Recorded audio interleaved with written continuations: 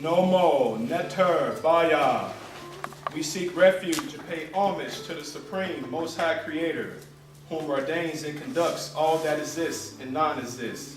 Libation. Okay.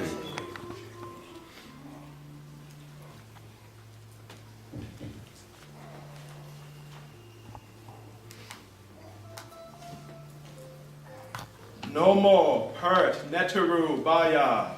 We seek refuge and pay homage to the company of our ancestors, who manifest as the divine principles, laws, attributes of love, light, nature, and virtues of the Most High Creator. Libation. Okay.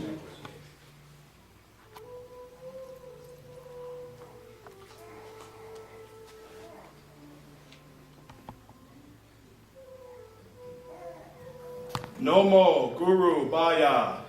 We seek refuge and pay homage to all the gurus, saints, Sufis, from time memorial and in our present time, for their immense love of the Dharma and humanity, who makes tremendous sacrifices on our behalf for the sake of self and God realization.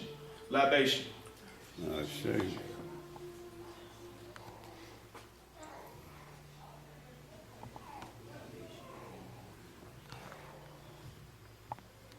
Nomo, Dharma, Baya. We seek refuge in the teachings of the great realizers, Buddhas, mystics, and sages from time memorial and in our present time, and we shall be as retainers of the gift of grace. Libation. Okay.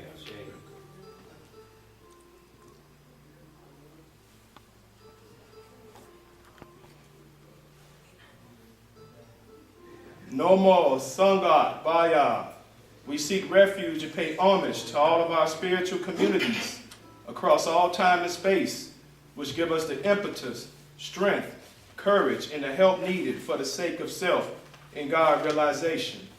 Not just for our sake, but for the sake of all sentient beings. Libation. Okay.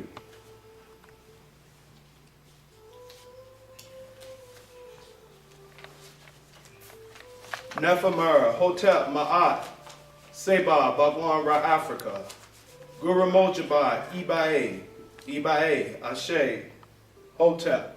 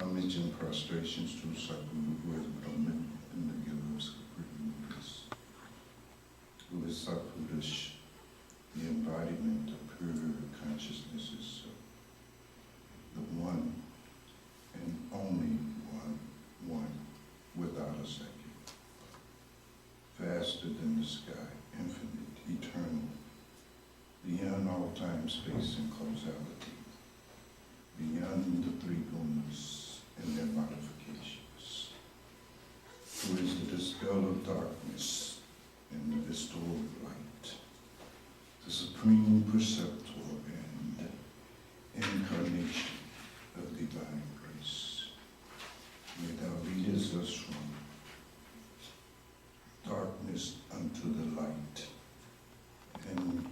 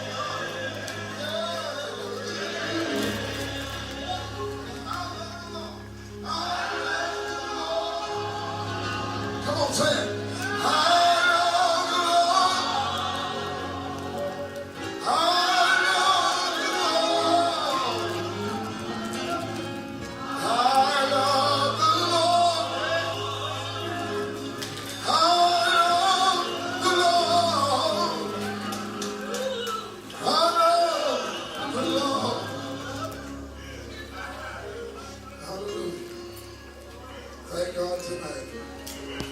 Thank God tonight. Ah, yeah.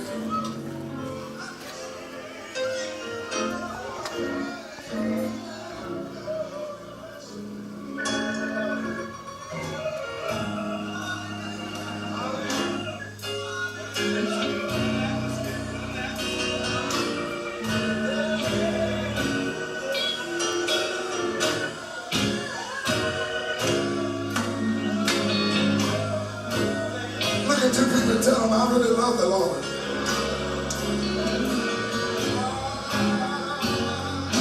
Come on. Really love the Lord.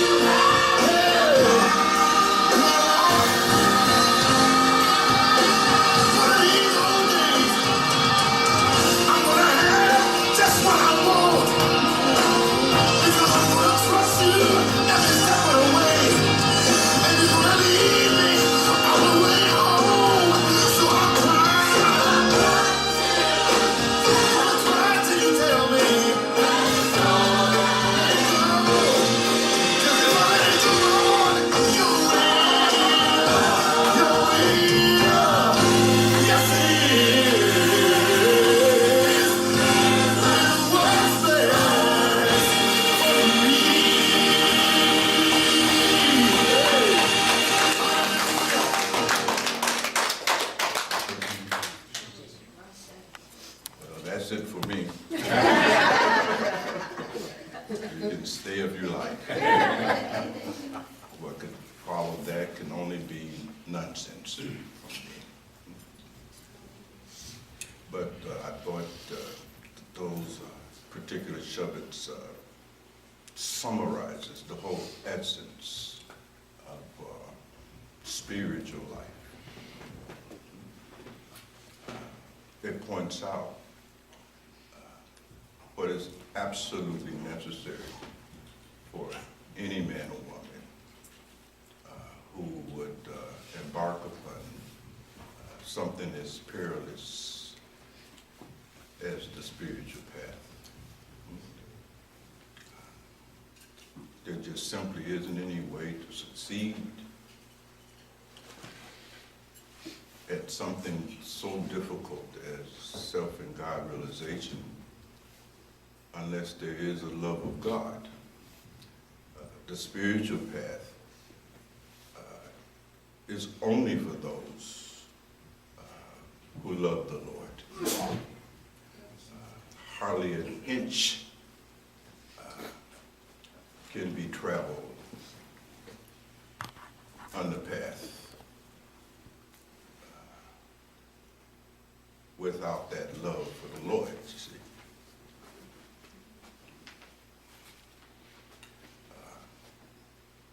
There is no technologies, no holy words, no scriptures, no strategies, no this, no that, no ritual, no ceremony that could ever function as a substitute for real love of the Lord. If you don't love the Lord, you're wasting your time on this path. I can tell you that, and I can tell you that flat out. All you will get is endless frustration, disappointment, discouragement, start, stop, quitting, then starting, quitting, then starting, circular movement, back and forth. Nothing comes out of that. If God is love and you wish to merge with it, then you must become love as well. And you must love the Lord with all thy heart, thy soul, thy strength. Nothing has changed. Nothing has changed. You see, not a little bit. All of your love, all of your strength, all of your might, 100%. Not sometimes, all the time. And without this kind of intense longing, you simply won't have the strength to survive the ordeal that is spiritual transformation. Love is what makes you strong. Don't you know that? Yes, sir. Love of your family gives you the strength to work 3 or 4 jobs if necessary for the sake of their welfare and benefit. You see, there's only one power in this place and every other place beyond this place, and that's love. Without love, you are powerless. The mind will run you over like a Mack truck.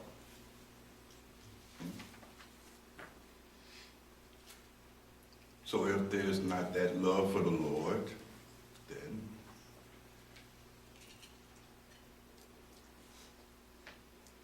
what's the whole point in being on the spiritual path in the first place? Unless your motive is to love the Lord.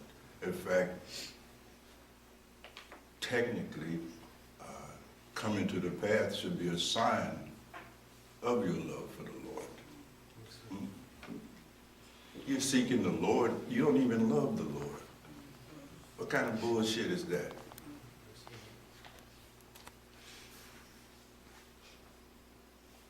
How could that possibly end in any kind of union with the divine?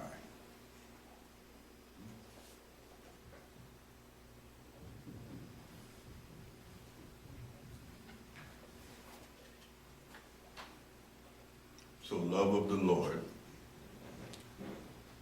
that's the name of the game. Not how much spiritual information you can accumulate, not your thinking like you're gonna figure it out. How will you figure it out? Looking for some secret path by which you are able to steal away, you see. Refusing to do everything but the one thing that is required. Love. You rather plot, strategize.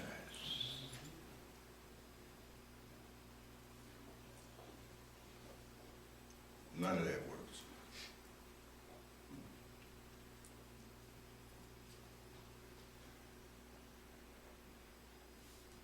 And you must find some legitimate basis for your love of the Lord.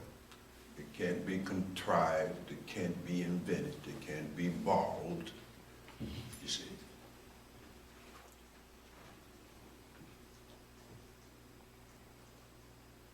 It must be real love. Nothing like the kind of love we're normally presuming we're capable of. You see. True love. Real love. And so it's up to each and every one of us, you see, to first find some love for the Lord. And that love for the Lord will guide you.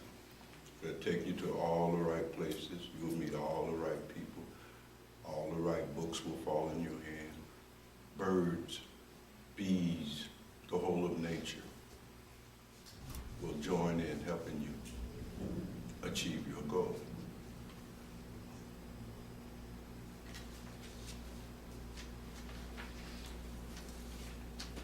So look into your life and see on what basis you can genuinely love the Lord. You see. Look for the grace that has been in your life. Where do you think that's coming from? You think you did that? I mean, after we become so sophisticated and spiritually educated, we begin to think we did all of this. And good job you got, comfortable home, where do you think all that came from?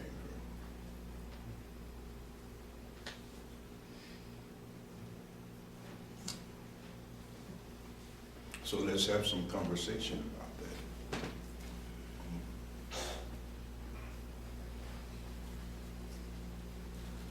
Let's get down to the business. When anyone has become convinced beyond all doubt, truly convicted that there is God, that source from which everything you got has emerged, when one becomes truly convinced of that, beyond all doubt, then the response of that conviction is spiritual life.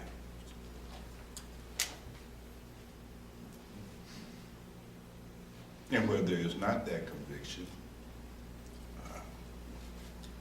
you're confusing spiritual life with self-improvement. I suggest you all find you a good psychotherapist. We have a few in the room. I'm no longer practicing. I can give you a referral and get you some therapy. Because what you're on is self-improvement of the ego self. And that's what you're up to. You want to improve your egoic self. You want to go from being an asshole to being saintly, to being mean and evil to being nice, blah, blah, blah, blah, blah. Spiritual path. It's not purpose for the improvement of your ego self, but rather the annihilation of that ego itself and the recovery of your true condition, your true nature, your swabhava, your divinity.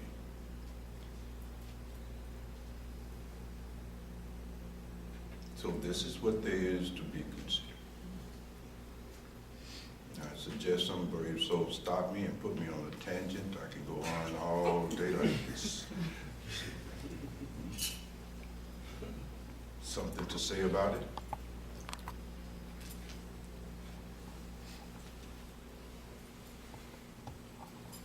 We can always count on one man. All else fail. Yes, beloved. Okay, Rashikam, everybody. All right. My first question is, hope is the last one too. Can you give us a like a baseline definition of love? And is there more than one love? Well, you just said it's just one love, but can you give us a kind of definition of what that love looks like? Well, I can't personally, but I can share with you what answer the masters have given about it. And I used to always say that love is the identification with something as being oneself. Love is the disappearance of differences. Love disappears separation, you see. The ego always feels that it is separate from everyone and everything else, you see. Where there's the other, there's ego. Love is that union that disappears your sense of individual, separate existence, you see, from God. It overcomes the illusion that you are separate from that which you have your whole being in. You see, how could you ever be separate from God? Unbelievable.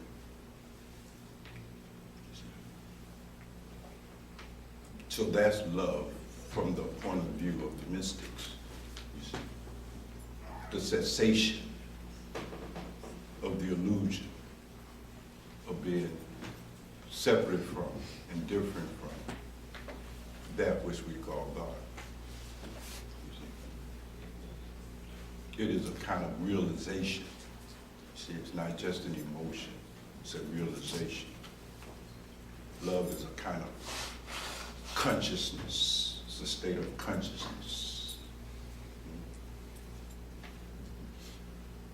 Very different from the kind of love that we're looking for, you see. And the kind of love we're giving people. You see, our love is all coming out of ego, you see. We love others for the sake of our own well-being, never for the sake of their well-being, you see. And the sense of difference is exaggerated in these kinds of worldly relationships. So love is a great mystery for the intellect. It can't understand it. You see. It's beyond the mind. How can the mind understand that which is beyond the mind, that created the mind?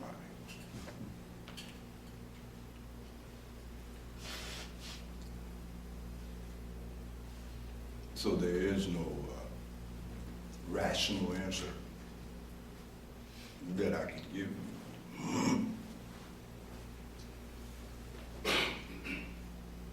But you'll know it. You see, you'll recognize it when it happens. And suddenly you're no longer a drop. You are the whole ocean. And so when you, by grace, are able to recover your true nature, it is always self-authenticating. You simply know. Now, much more probably can be said, but all attempts at talking about it is futile. You see, because when you talk about love, you're talking about God. You see, God is love, this force, this power.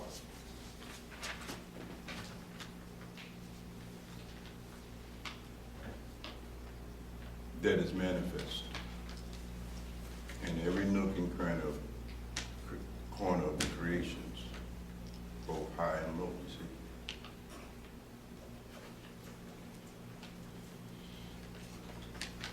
So what wouldn't you do for that love?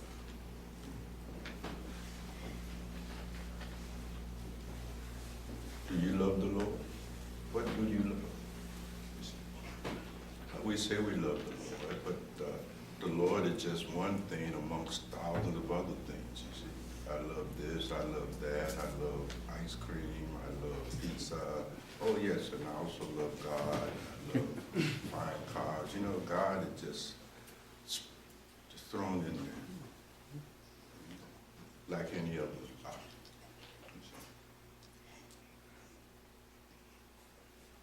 Your whole life is driven out of love, you see. Don't you notice that? You're always trying to do something that you love. Haven't you noticed? It's just that what you're trying to do has nothing to do with the love of God. You're trying to hold on to your wife because you love her. You're trying to hold on to your husband because you love him. You're trying to make you some money because you love what money can get you. You're always, at all times, impulse to behave out of this love. That love was given to you to liberate you. See?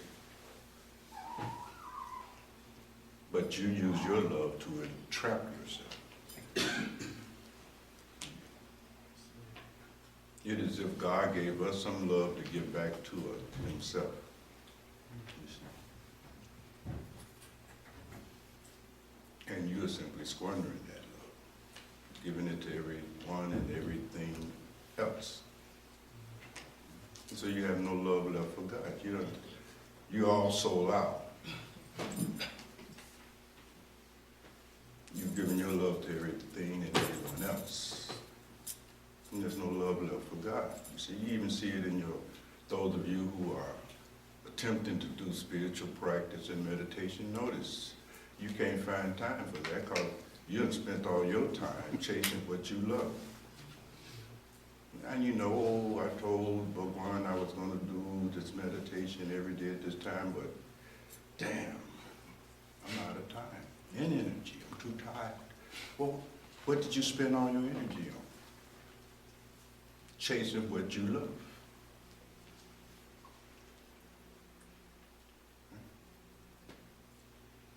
No time left. And then, of course, when you become old and sick and decrepit, then you begin to realize that I've wasted all my time loving that which is not worth loving. All that time loving these damn kids, look what they turned out to be. All that money sending them to college, you know what I mean? Jesus Christ. And then you decide, oh, I guess I love the Lord, but you have no energy. You're old, you're feeble, your body all messed up.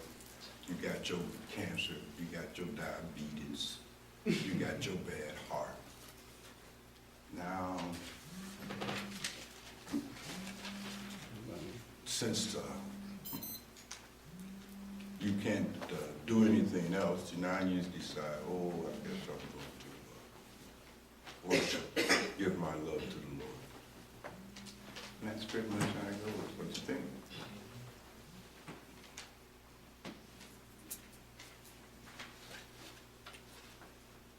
So each of us has to look at that.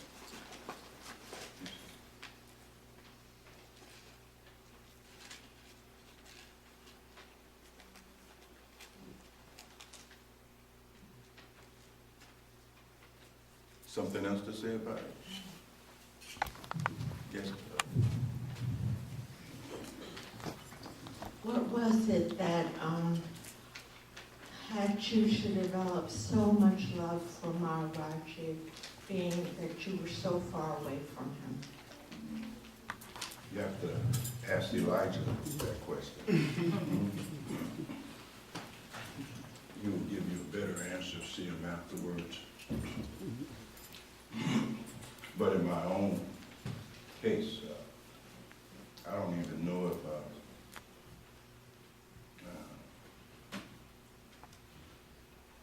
I'm qualified to answer that question without making a claim, you see?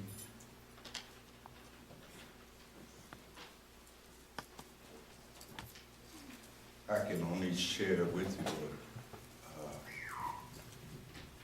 just a little bit of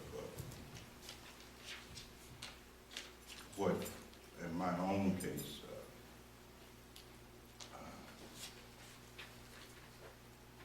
got me a little moved to love the Lord.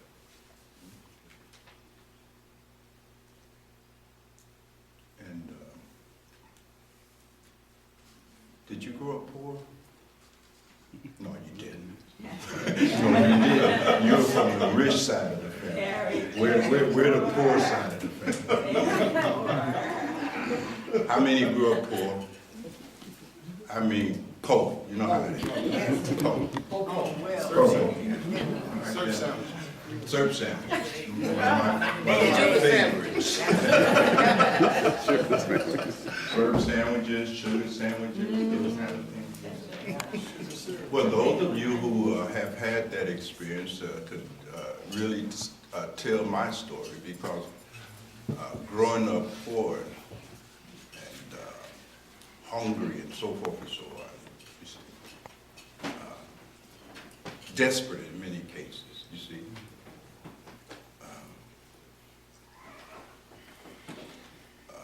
Even as a little boy, I guess I must have been maybe, I don't know, maybe 6 or 7. And I remember, I think Bilal might remember this better than me, he being older than myself, but we were walking, I think, down Roosevelt Road, going to Douglas Park by the Vada, hungry, you see. Because Bilal then would eat the actual food that Mama cooked. And I couldn't get in. I couldn't get in them beans and ham hocks and neck. I just couldn't get into that stuff. I like sweet things, cookies and candy and that kind of thing. We're walking down Roosevelt, go under the viaduct, and out of the corner of my eyes, I see something sparkling. And what was laying on the side was just a pile of change. Pile of change. You remember that?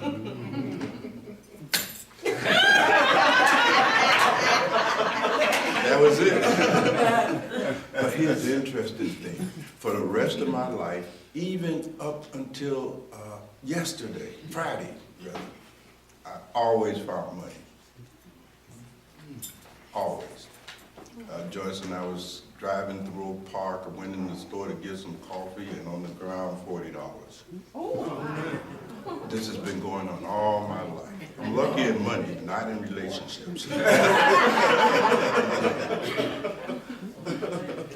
So you can understand, as a child, coming to the conclusion that God takes care of me. You follow what I'm saying? And not having the intellect to doubt it.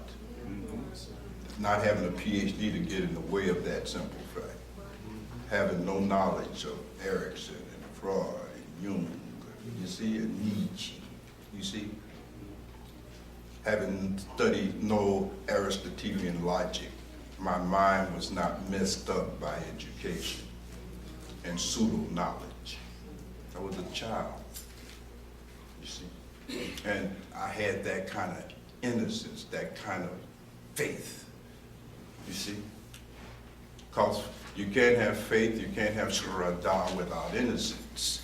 You're trying to have faith, but you're trying to make yourself have it. You see? You twisting your arm. That's because there's nothing innocent left in you. It's been all ringed out. You see? Nothing childlike left in you. And Jesus said, suffer the little children to come unto me for such. You see, but you don't have none of that left in you. It's been replaced. You see. But in my case, by grace, being a child is there. So I grew up, beloved, with this feeling that something greater than me is taking care of me. All my life. You see? All of my life. And the instances or the coincidences, as Maharaji called them, are long. I mean, we could spend a lot of time just going over that, you see. But essentially, each episode was the same. Always the same. You see. And I was convicted that there is something greater than me, greater than my mama, greater than my daddy, because my daddy didn't have no money to give me. You see? Greater than Bilal, greater than the other siblings, something greater than everybody, and myself included, taking care of me.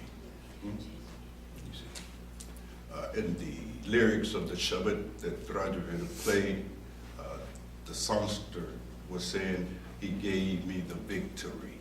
See, you have no victory, or you don't see your victory. You see, you too convinced that you're the doer of everything, and that if you don't do it, it won't get done. And therefore, you have no experience of grace. How could you? Your ego is too big, you see, for any grace to come into your conscious experience of it. Ego too big. Your ego takes credit for everything. Don't it? Yes, sir. That's what the ego does. It takes credit for what God is doing. And then you love your ego more than God. See? So Bhavika essentially was something that basic. Now, I can give you a lot more philosophy about it and so forth, but in essence, it was something like that. The experience of that which is greater. Any 12-steppers in here? I know you is, to raise your hand if you don't lie, right? Do you remember the third step? You remember the third step? I know it was years ago before you were off. Siddhanta, Sakurai, you all remember the third step? What's the third step?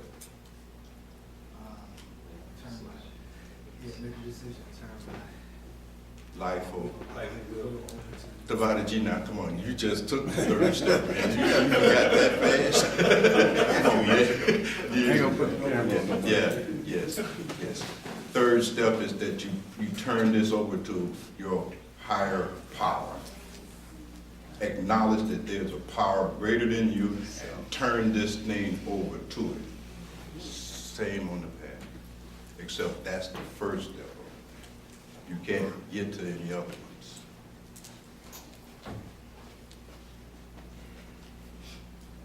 Something greater than you must become operative in your life. That greater than your God, your Ishtar. You see, whatever your concept of God is that which is greater than you. And you can't do it. You see, you just can't do it.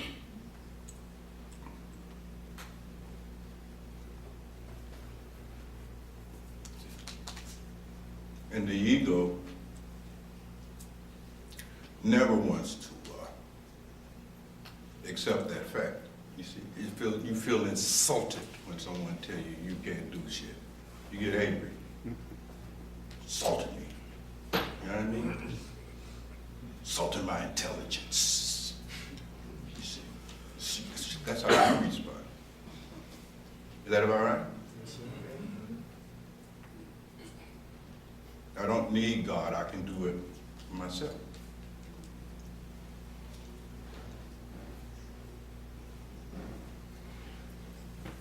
And we come to the path, you see, with that kind of a mindset. I'm reminded of a story. God is having lunch, right? And, the angel sets the plate there. God begins to enjoy his lunch, and suddenly he's observed getting up, running down to earth, right? Then he's back in a flash, right? Curious, the servant asked, Lord, where did you go? I thought your food would get cold. So glad you were back in time, you see, to enjoy a nice warm lunch. So, but what made you interrupt your lunch? And God said, well, one of my devotees was down on the earth and walking along the road, and some day courts surrounded him, and they were going to rob him. And the person, oh yes, so you went to save your devotee and all of that. And God said, no. Before I could get there, he picked up a stick, you know, and started, you know, handling that business himself. And so the servant said, well, I'm happy he came out okay. God said, no, he didn't come out okay. He got his ass whooped. He thought he could do it himself. But we do the same. You're not going to do any meditation because you think you can do it yourself. You're not going to do any saving because you think you can get this thing doing it yourself. You're not going to do any meditation because you think you can read your way. You're not going to do it. Should I stop here? Because you think you can do it yourself. And that's why you're getting your ass whooped. That's why you're still miserable. If you could stop your own suffering, why are you still suffering? If you could solve the problem of this profound dissatisfaction that is eating you away like cancer, about to drive you insane, if you couldn't do it, why are you still suffering? Answer me. Could it be you can't do it?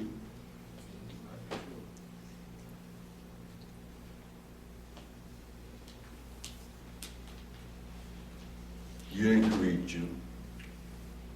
You didn't create this body. Not the ego you. The you think you are. The personality. You're not running nothing. You're not creating nothing. How are you going to control all of this? You, ego, is going to control the world. What kind of nonsense is that? I, me, mine. That's the syndrome. That's what the ego keeps you trapped. I, me, mine.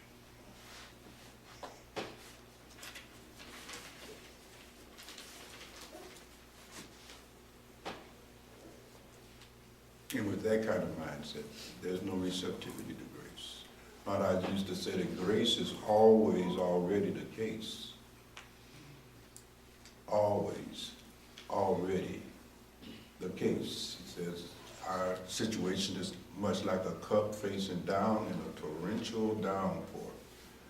We get nothing because you face down. You're facing the ego. You're not facing God. How will you get grace? You don't even think grace is necessary. You don't pray for none of it.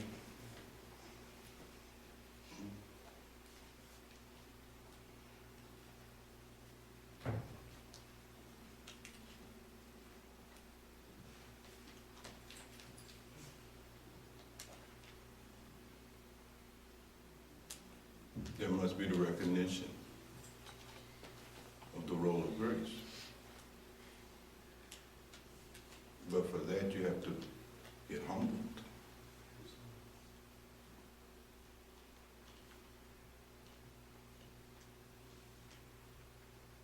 surrender.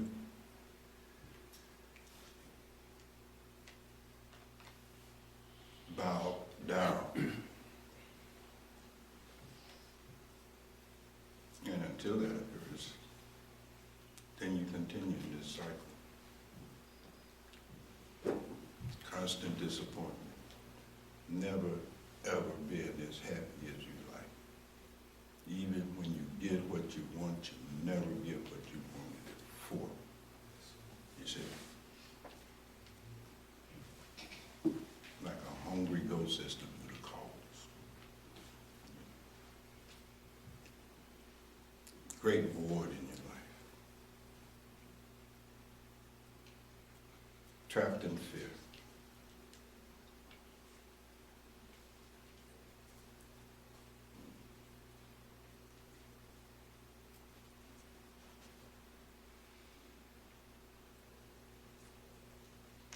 So, I mean, you have to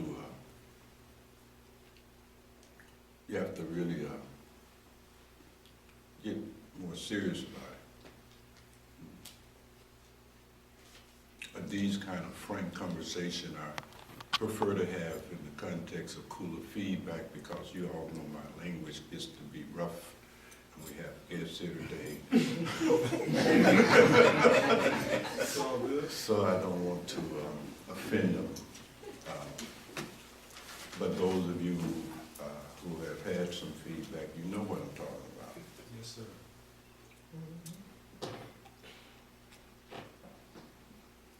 Gotta get serious.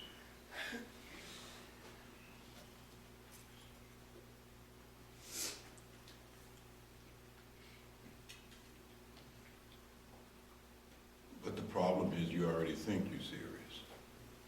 In fact, you arrogate seriousness and sincerity as one to yourself as some of your qualities and characteristics. Just the ego.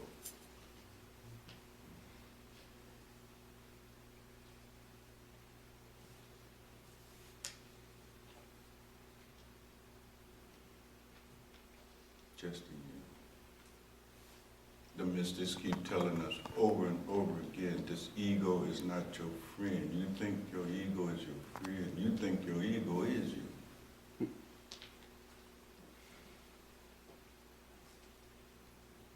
You think that you are the mind, and that's what you're following. The mind has convinced you that it's you. Ponder that. When you say I, me, and so forth and so on, your reference is your mind and body.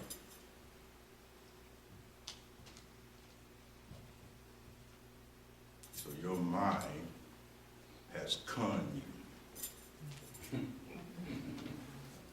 Paradaji knows something about this. It's an excellent con artist. It has conned you into thinking that it is you.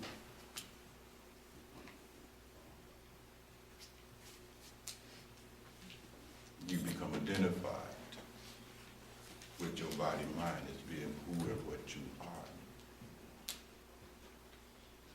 But you didn't choose to become identified as such. You were conned.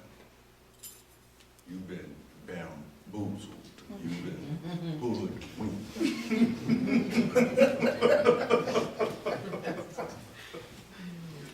So naturally, thinking that you are the mind has you totally under control. You're not going to do anything to disobey your mind, because the mind is me. You follow me? And the mystic keeps telling us, no, you're not the mind, you're not the body. You're not the feelings, you're not sensations, you're not the biography, you see. You are a manifestation of God. And you keep saying, no, I'm the body, my mind, my opinions, my feelings, my body, you see. And this is the struggle. deluded.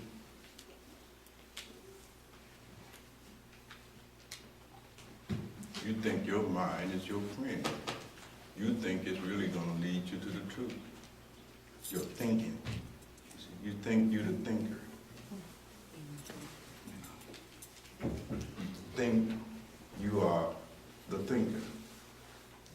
You are that which is aware and conscious of the thinker. But the thinker has hoodwinked you. And you believe you are that thinker. So naturally, you're going to rely more on your thinking than you will on God. Is that about right? Yes, sir. Classic con game. A good con artist always make you feel like you're getting something that in fact you're not getting. You see, feels like you got something, but it's a brick in the box. It's not the TV. It's a damn brick. And when you get home, oh, shit. I've been gone. Yeah. Right, you've been gone. Got what you want. But what you wanted turned out to be nothing. So it gets to be very, very complex. There's some cooler groups that will be reviewing the revolver Dhamma, as we call it, the gift from Rajavira. So I've asked a couple of you rascals to sit with that revolver Dhamma, watch it, see if you can understand what has happened to you.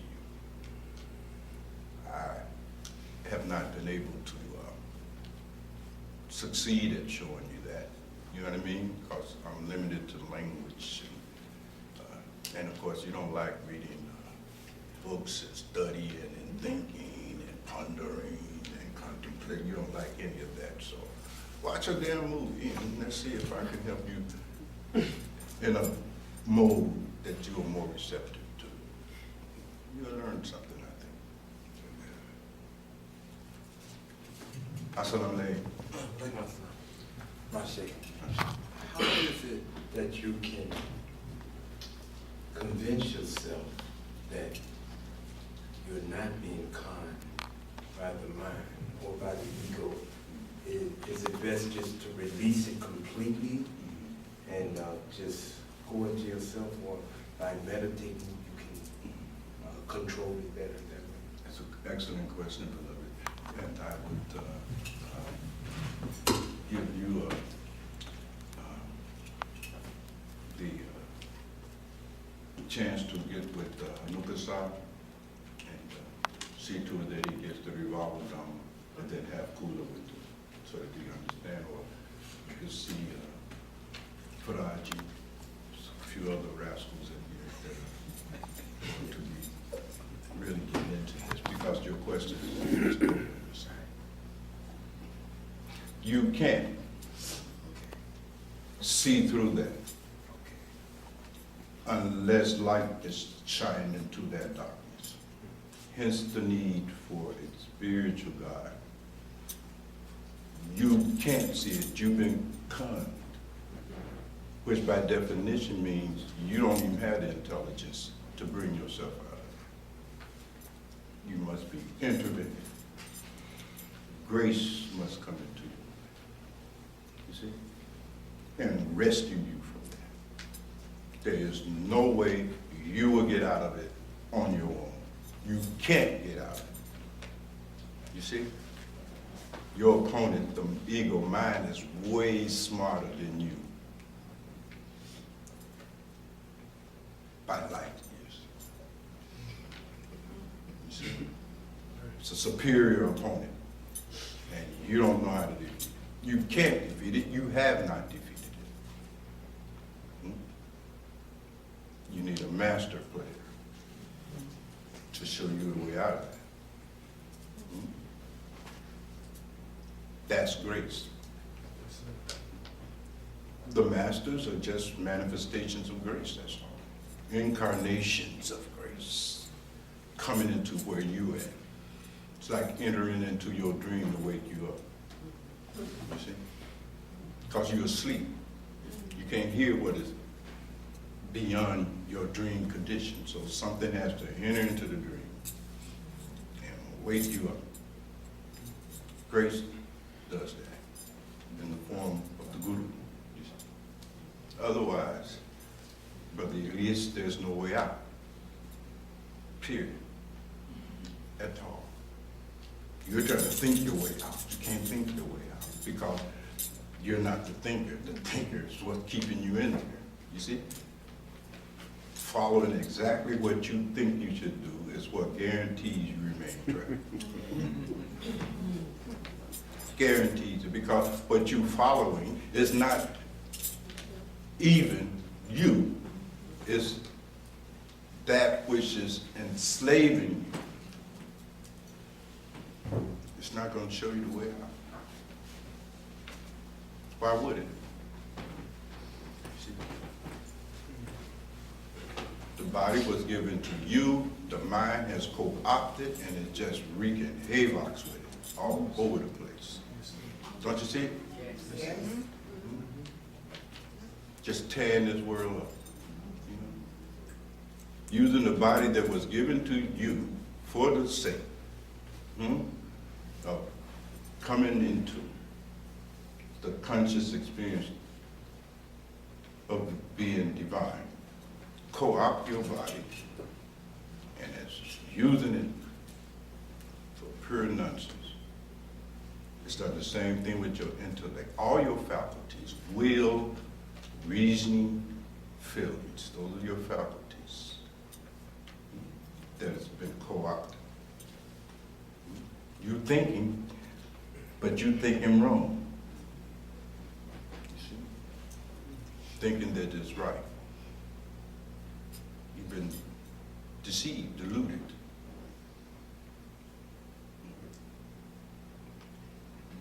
So if by grace you're intervened, then now some love for the Lord comes. Because really, what is the ultimate victory? It's victory over the ego. She gave me the victory over the ego. My God, I didn't know. You see? I had no idea. And then something comes into your life and you realize, whoa, you know what I mean? Just as you were about to hand your $200 over for the box, something comes and said, ain't no TV in there. You're grateful because you thought you had got a deal. The money was almost in his hand. Ain't no TV in there. Let me show you. You see, it's what the guru does. They come and they tell. There's nothing in those relationships you cling to. Nothing. You see? Maharaji came and said to us, Brother Elijah, you can verify that when you're interrogated by Bhavika, right? That in this world, you don't belong to nobody, and don't nobody belong to you. Get that straight. You follow me? Understand that. Otherwise, you're going to get conned. You're going to fall for the con.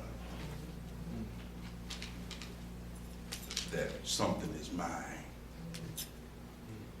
You see? The ego makes you think, yeah, this is yours. Now, devote your life to taking care of it. work 2 jobs and pay for it. This is yours. And it's got you.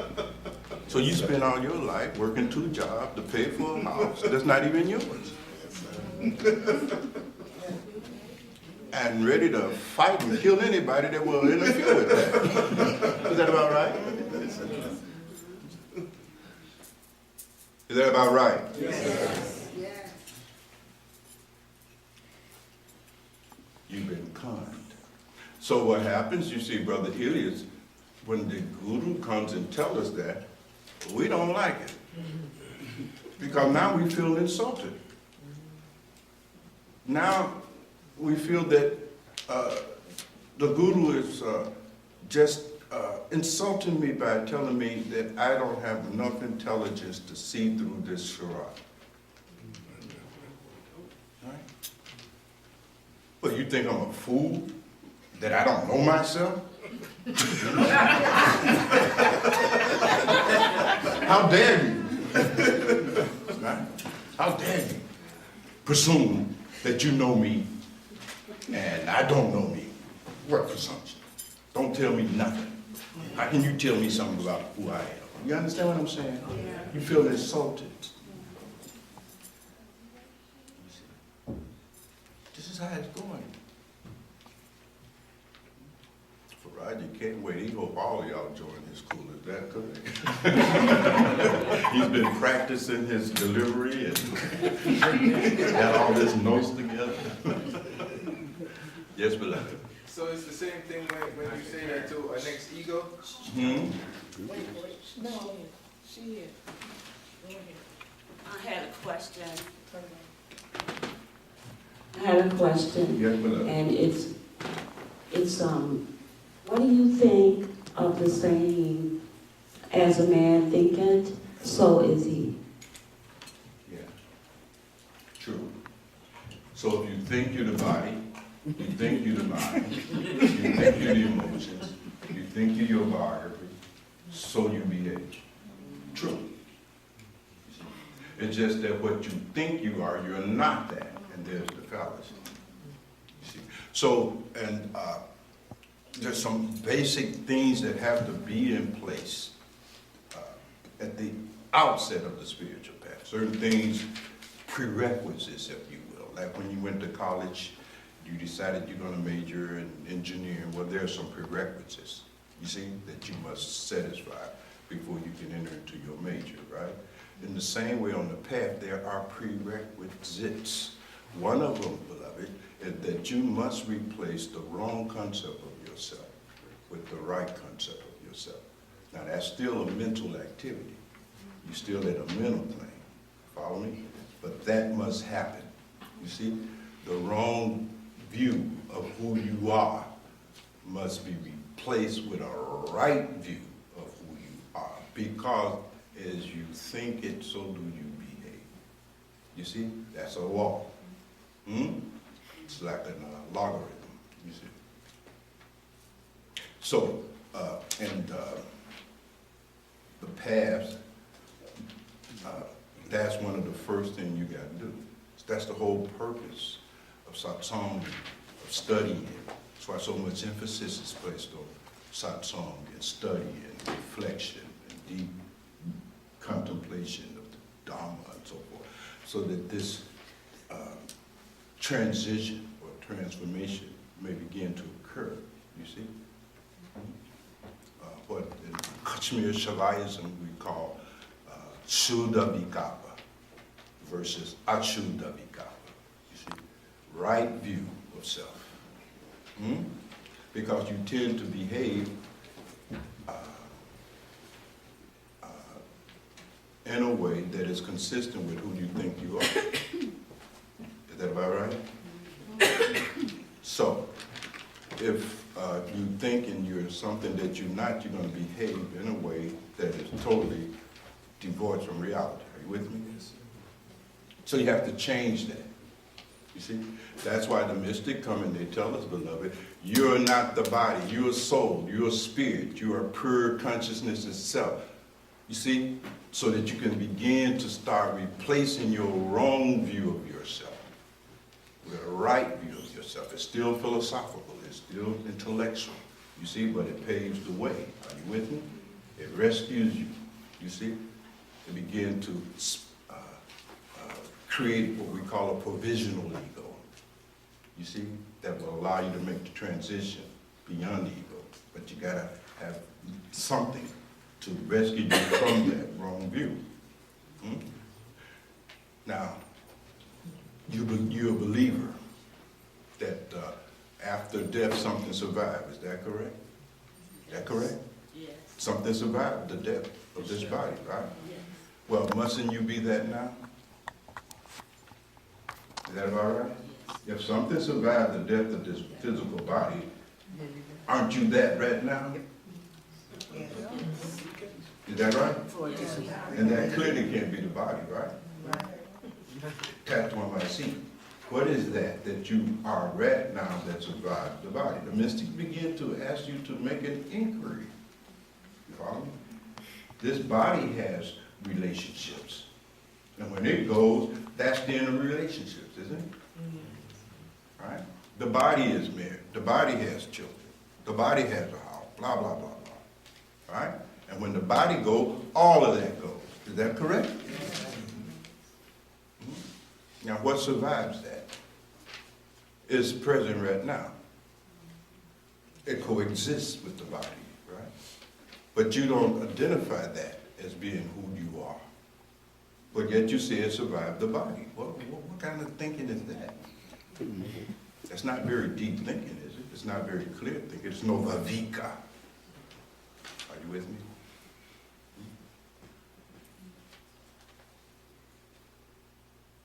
So it's something like that makes that law true. So when you have become intellectually convinced beyond a shadow of a doubt, you see, that you are only consciousness itself, that no matter what is arising, whether gross, subtle, or causal, you are that which is the witnessing consciousness of that. You see, when that kind of conviction has really become solid in you, right? You see, then you will begin to act like you are only consciousness itself. Are you with me? That kind of avika is what generates vairagya, detachment. Are you with me? And so if you remember the process of Vedanta, right? There's vavika, there's vairagya, then the kat sampatis, right? Samadana, uparati, so forth and so on, right? And of course, mumuksha, the intense longing. You see, the love of God. You see, but all of that comes after vavika, vairagya. So you gotta have vavika.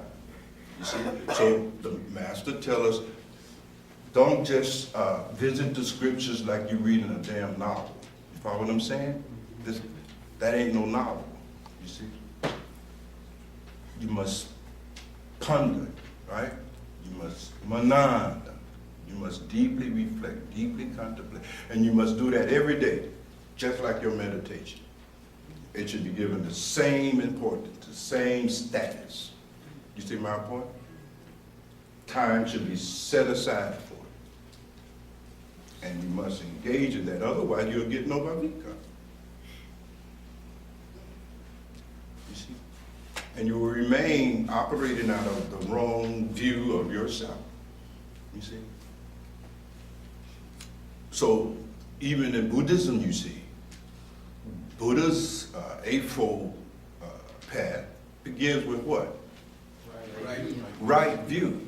Actually, that's the only thing. Everything else comes out of right view. There will be no right intention. You can't do the right livelihood, right action, and all of that. You can't do any of the remaining steps without right view. Right view is essential. You see, so this is true across the spectrum of spiritual traditions. You must change the wrong view you have of yourself to the right view of yourself. And that's what the mystic come. You see, that's their gospel. That's their good news. The good news, you're not just a body. Right? That's good news. Don't you think? You know how scared you are when you get that pain in your side and you don't know where it's coming from. Oh, man, you messed up. Right? See, this, you know, is on its way out. You know that. You see my point? This is on its way out. This is impermanent. This is transient. This is vulnerable. You see? You can't protect it from its ultimate destination, right? Which is to return to the elements, right? This thing turning back into carbon and hydrogen and helium. That's where it's going. And you can't do nothing about that, right? And you know that. So if your thinking is that this is all I am, you're in some trouble. Aren't you? Yes. You're in some serious trouble because this is on its way out of here. and it's going to be out of here sooner than later. And before it get out of here, it's going to get sick. You're not even going to have full use of it no more. It's going to get to a point you can't run, you can't walk, you ain't going to be pretty no more, so you can't dress up and buy your new outfits because you're going to be ugly, you're going to be a hag. You're going to be bald head, you ain't going to have no teeth, right? You can't get sex feed no more because that's going to be gone. See my point? All of it is on its way out. Yes, sir. And everything connected to it is also on its way out. You know that. Don't you know that? Oh, yeah. But if you thinking, and wrongly thinking, that this is who I am, and everything that's connected to it is mine, you're in some trouble. You can never be happy with that kind of reality staring you in the face. You got to lie to yourself. You must delude yourself. Your ability to get up the next day is dependent upon your ability to delude yourself. Otherwise, you put a bullet through your head. You follow what I'm saying? Is that about right? Yes. Don't get me started here. I got guests here. Y'all keep edging me on. I don't want to be rude up here. See, I want to fit the image of us. You know, so.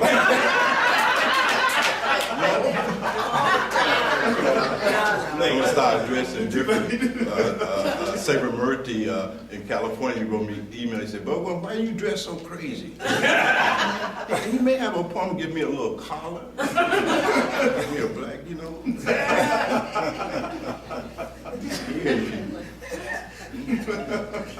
But do y'all understand what I'm saying? Yes. So that's easy to see, believe it or not. Even though you may have trouble seeing that you're not the body. You know what I mean? Because you are so convinced by the ego that that is the case. You follow what I'm saying? That you can't even doubt that anymore. That mind has totally convinced you. It has totally conned you. It's got your money. It's got your money. And you are convinced beyond all shadow of doubt that you are this body. It's got you. You just bought the Brooklyn Bridge. Done. You see? And we'll ask you for referrals, can you, friend?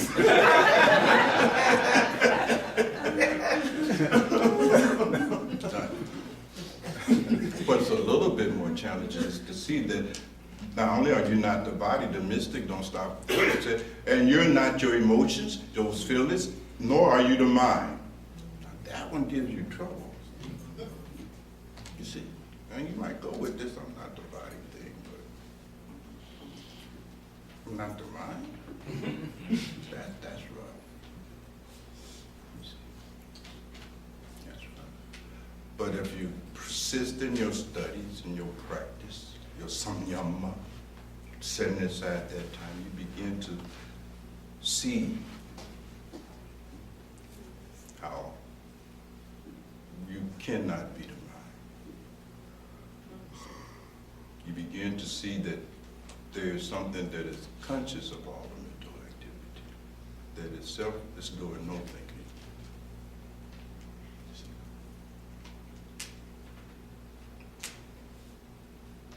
Start getting very profound. You're almost free there. Just a little bit more to go. And so forth and so on. Well, I'm going to relieve you from this torment here, and you can pursue the matter on your own. Someone else?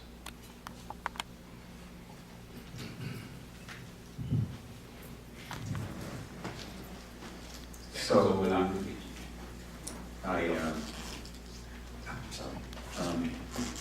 is the object to kill the ego or to severely weaken it over time? Is to make it obey you rather than you obey it. Because the ego is also a part of your faculties. There's will, there's feelings, there's reason, intuition, and ego. But they should not be controlling you. You follow me? The ideal is to control it. You follow me? So as you're going down the path, how do you know that you're making progress? How do you know that that's slowly? I mean, 'cause I'm assuming it's not like a switch where one day it's on, one day it's off. It's kind of a progression to getting to that point. So again, are there? It is always self-authenticating. You see, always self-authenticating. You will know it. You see, it has that kind of quality to it. You see, like you know when you stood up that you was in control of the body. There was no doubt that your legs were deciding to do something that you were not in control of. Right? It's like that. So your thinking falls under your control. But now your thinking is not under your control at all. You're under its control. Right? So even when you sit in your meditation and you want to stop thinking, you don't have a shot at it. Is that about right? And you tell the mind, leave me alone, Lord. Mind be like, your attention, you have no control over that. Your attention is just up for free grab.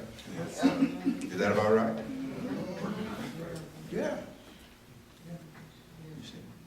And quiet is kept, even with your body. You have no control over that. You can't stop it from aging. I don't care how much vitamins you take and how conscientious you are about what you eat.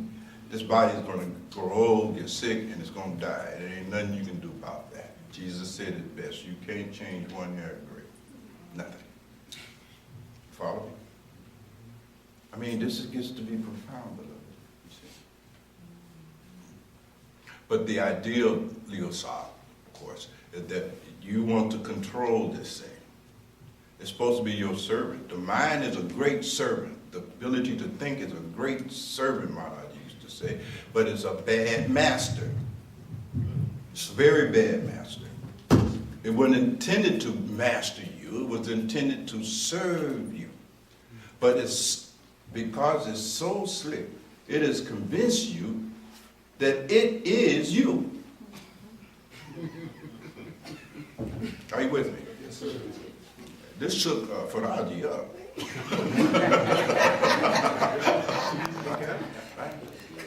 It really convinced you, right? And the mind is what? Addicted. Mind is an addiction. You know, it has an addicting nature, by nature, right? And unless it's controlled, it's like a kid. You know, you give a kid the choice as to what they will eat for dinner, that, we'll eat syrup sandwiches and 3 mustard tears, whatever. We're not going to eat no beans. You understand what I'm saying? Mine is like that. It likes pleasure. You follow me? So it will only use this body exclusively in the pursuit of pleasurization. Right? It won't use it for any higher purpose than that. You know? It would use it to get some food, sex, bodily comfort, and help, and some way to get it to make money or blah, blah, blah. And that's all it would use it for. Are you with me? It will not use it for meditation. It will not use it for savor. At all. Are you with me? Yes, sir. The emotions will be misused as well. The mental faculties you have will also be misused. You see, we combine them all and you get a kind of psychosocial phenomena where you become addicted to praise. It's an addiction, you see? And that's what you're addicted to, right? Isn't that what the mystics say? You're addicted to praise. That's called, you call it vanity, but you're addicted to praise. That's what vanity is. You are a praise addict, and you're addicted to it. You're addicted to the approval of other people. You're an addict. Are you with me? You're addicted to being right. You're addicted to fill in the blank. But it's an addiction. All right?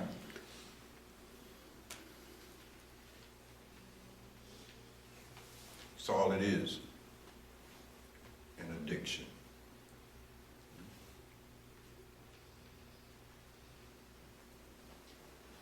that has to be dealt with.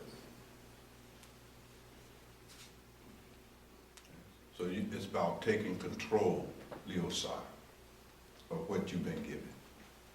All of this beautiful, precious human body with all of its faculties. And, I mean, this thing is amazing.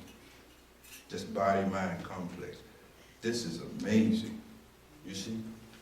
This thing is as profound as the universe. More profound, in fact. You follow what I'm saying? And what are you doing with it? Using it to get your ego stroked. And that's it.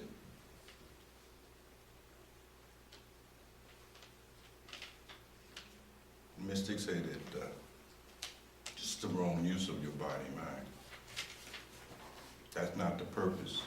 You see? Even to have this human body-mind automatically stands you at the highest level of existence here on this plane, right? And the purpose of human existence is not to look pretty. It's not to win approval and praise from everybody you see.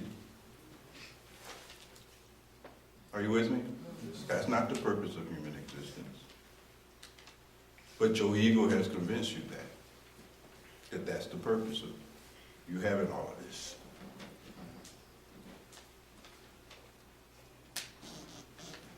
So it's like that, Leo. Now, Faraji, did you talk to Devataji? Afterwards, okay.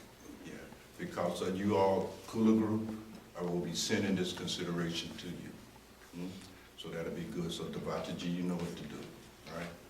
So process that down to the tiniest detail, so that you understand you've been conned.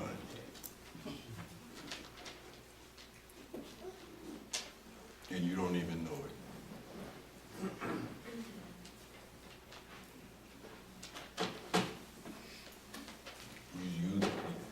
Your enemy is hiding inside of you, and you think it's the person sitting next to you.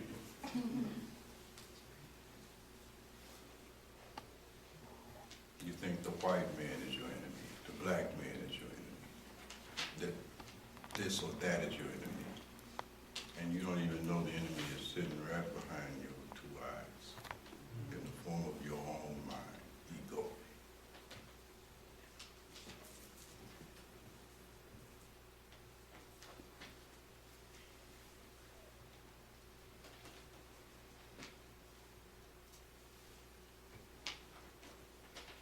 So I know that all that I've said here today is just words. And most of these words will go in one ear and out the other ear, because your ego is going to convince you that none of what I've said pertains to you. What I've said is a perfect description of everybody else sitting here, except you.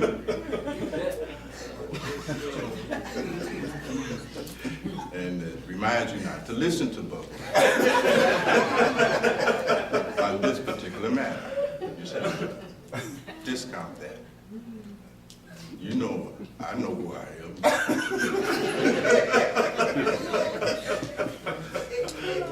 Ain't nobody coming to me. That's how it goes.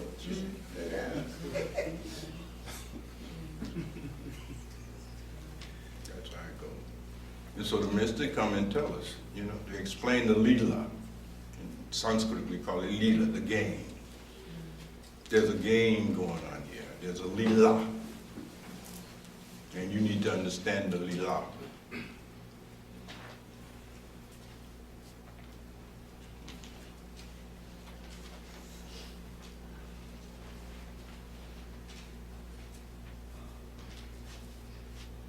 So, from the very outset of that, there must be the practice of the non-identification with the body, mind, ego, self, as being who and what you are. That must be practiced mentally.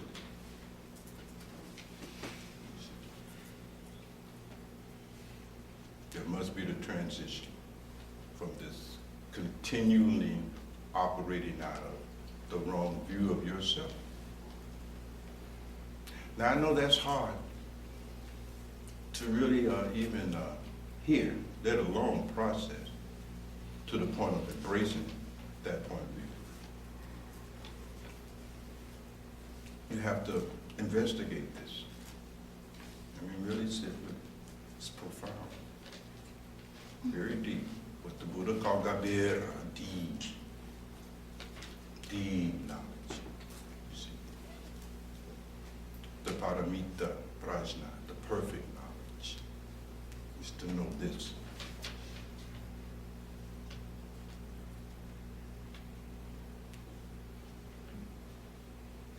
Something else to say about it?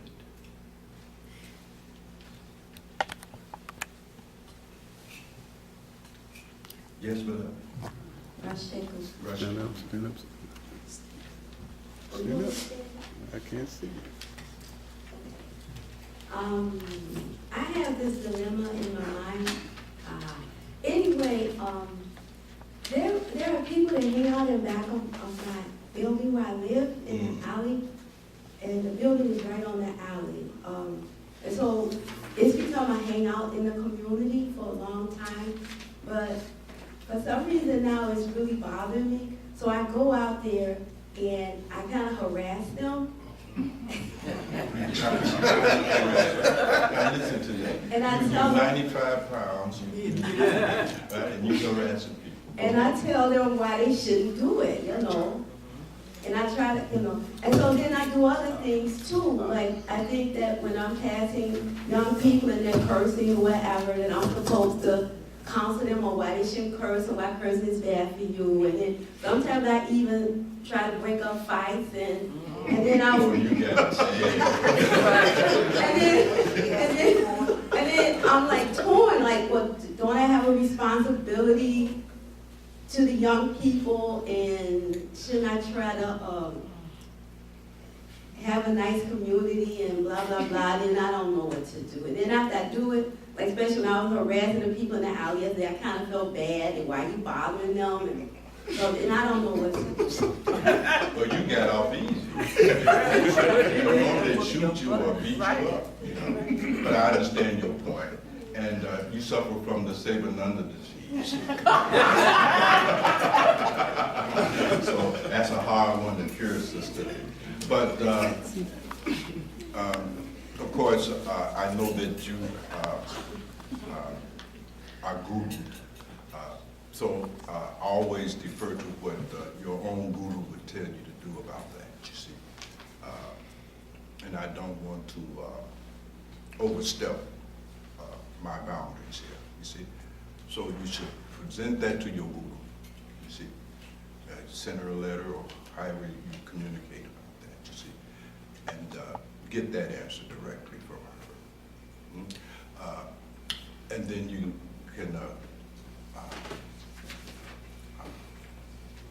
have a clear understanding of what you should do in that situation.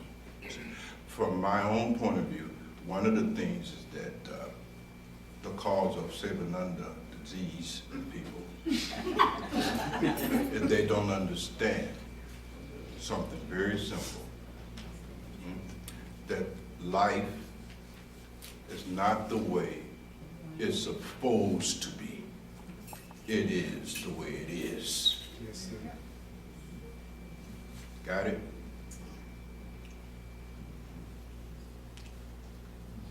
So we want the world to be the way we think it's supposed to be. That supposed to be has a name, beloved. We call it samsara. Samsara is a world you created to replace the way the world is. You see? You still think this place is utopia, that you can make utopia here, that everybody will hold hands and sing kumbaya. That's not what happens here. You see, this is not Disneyland. This is Spinta. This is not paradise. This is not heaven. There's not going to be any peace on earth. You see?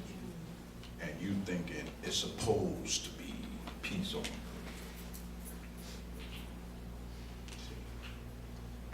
The saving under the disease is the result of an absence of seeing things the way things really are and really understanding.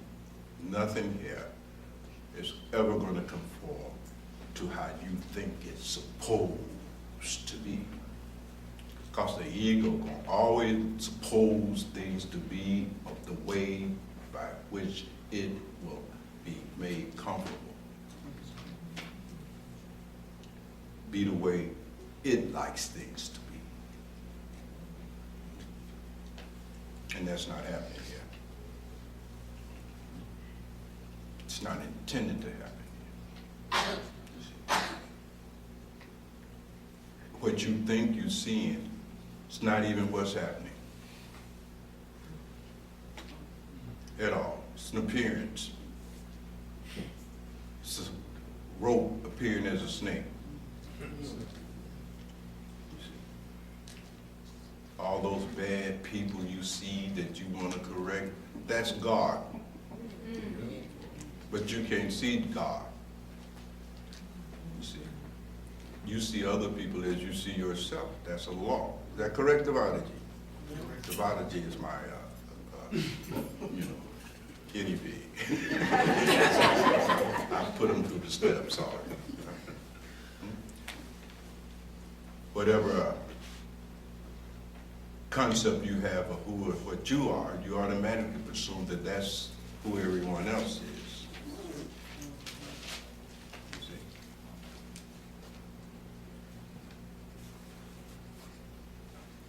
So you must understand. And you say that this is wrong. Nothing wrong is happening here.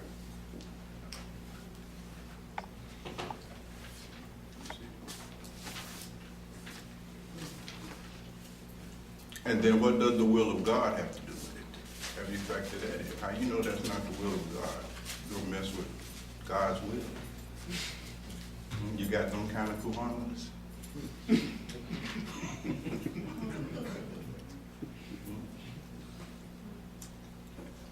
What in Sanskrit we call hukum, maj. Jesus said not even a leaf fall from the tree without the Lord's maj. So you think something happened here that is not the will of God and you're going to have to correct it? Sebananda? No, why?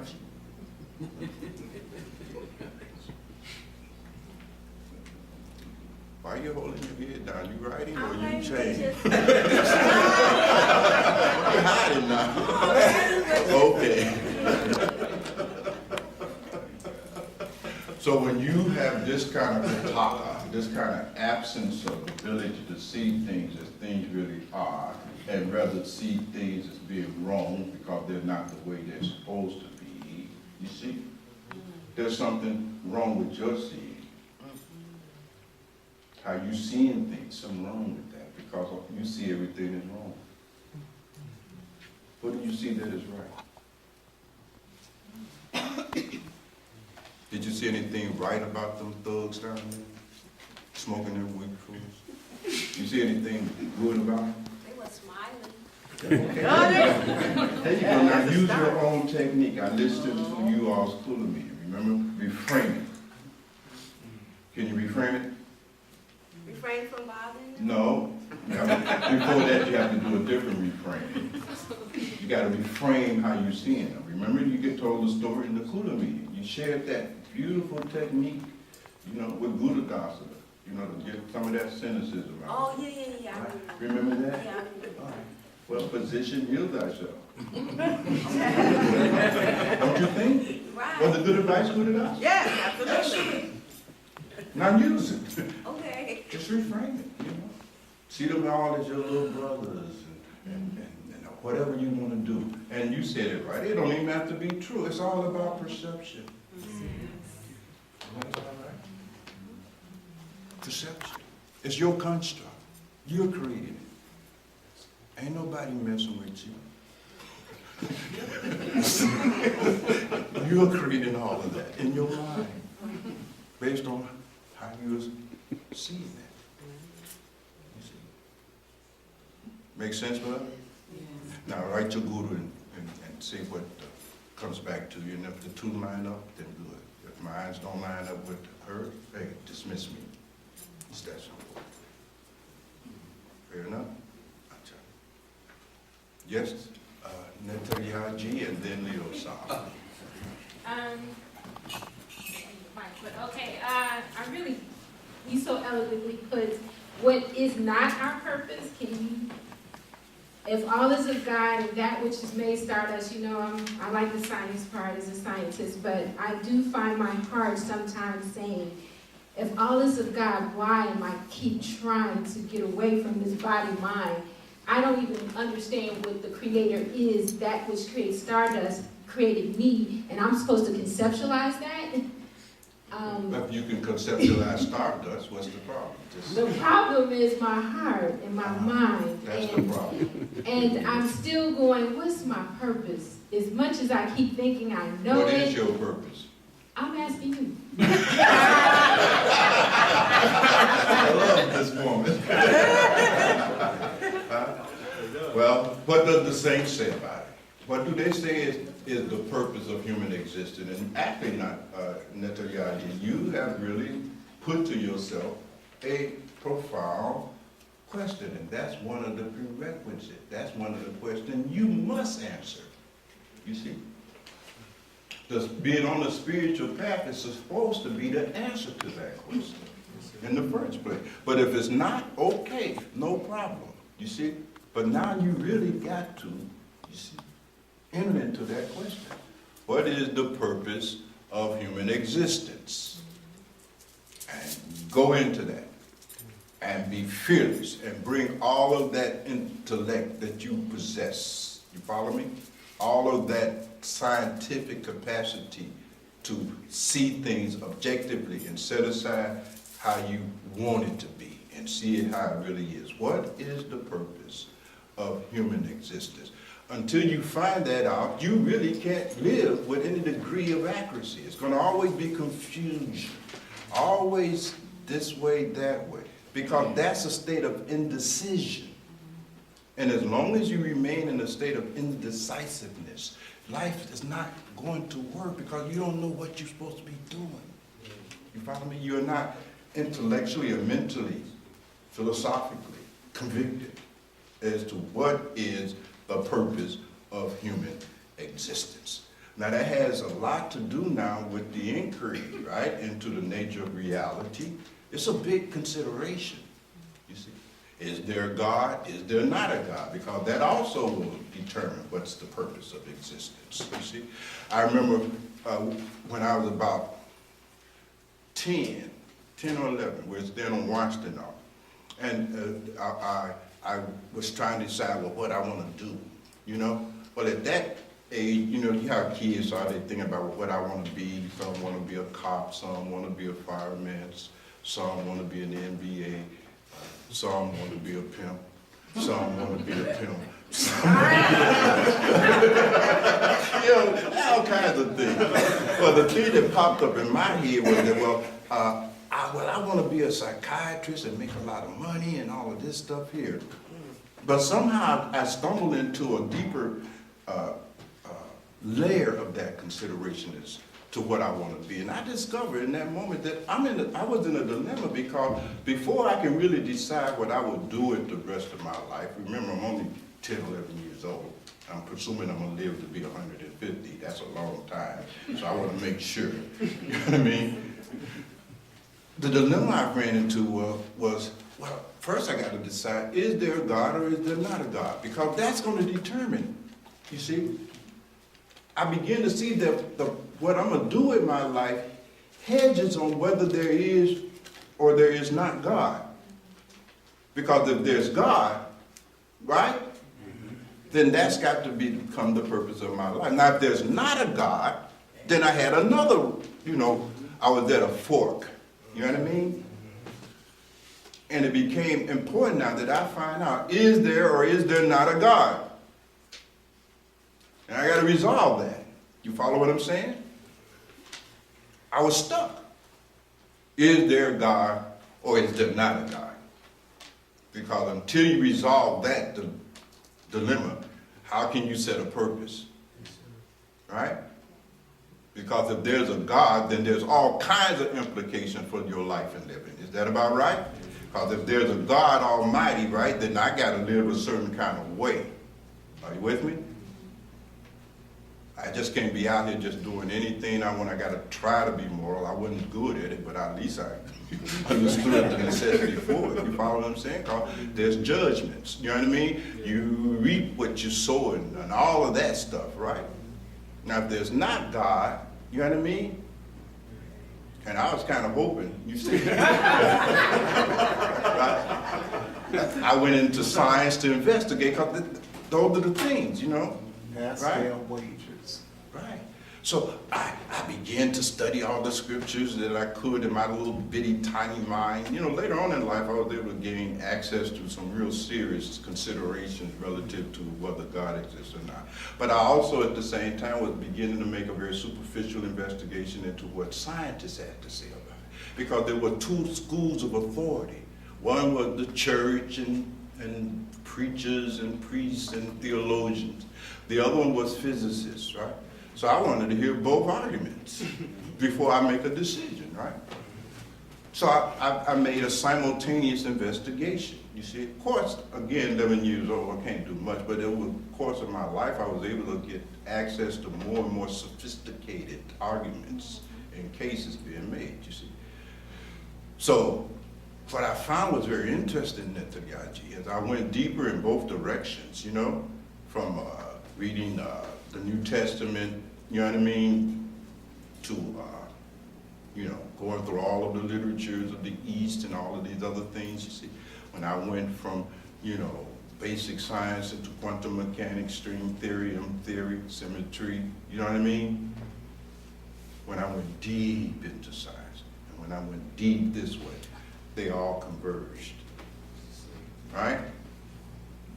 And it became clear what the purpose of human existence is. You follow me? But you got to make the same investigation. You follow what I'm saying? You got to find that out. No one can tell you that. That's your work. Are you with me? You see? And you will not even value what you're being told because you have not put any effort into it. You follow what I'm saying? You paid no price. There's been no sweat, tears, and blood. You know, you're not made to search. And you got to search and find for you that answer. See? Or make the search and see if it validates what the mystics have been saying since time immemorial. The mystics, since time immemorial, have been saying the purpose of human existence is self and God realization. It has no other purpose. Right? To devote your lifetime to anything less than that is to piss away your life, because you will simply be devoting your time, energy, and attention to that which is transient. Are you with me? Impermanent, not lasting, not fulfilling, not satisfying. You see? And you need to validate that. See, is that so? See how it is so. Just don't accept it as a level of dogma. You see, we start with dogma, but you got to get past dogma. You see, some of you all here are stuck in dogma and doctrine. You got to get past dogma and doctrine. It's a stepping stone. You see, nothing wrong with it, but you got to go beyond that. You got to have something more than that. Dogma and doctrine is not like anybody. You see? The purpose of human existence. So say the mystics. Is to be capable of love under all conditions and circumstances. It's another way of putting it. To always be capable of being the agency and the source of love under all conditions. You see, that's the test that must be passed here in this school. See if you can be loved. Jesus says, see if you know, you can do this thing. When somebody slaps you on one cheek, turn the other. If somebody asks you for this, give them a shirt. See if you can do this. It's the test.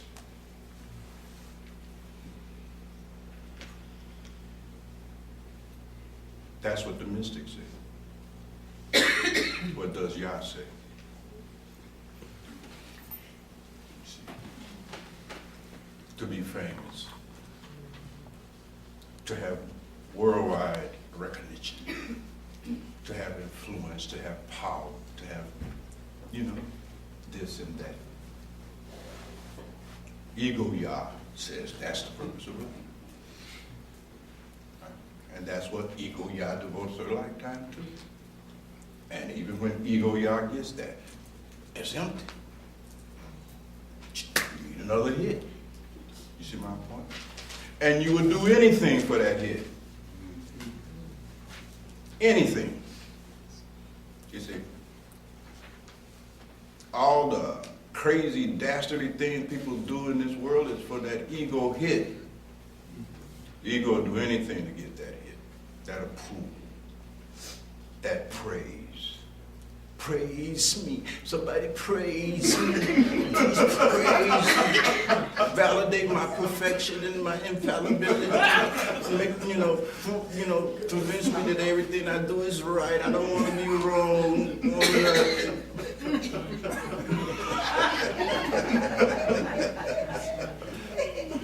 Is that about right?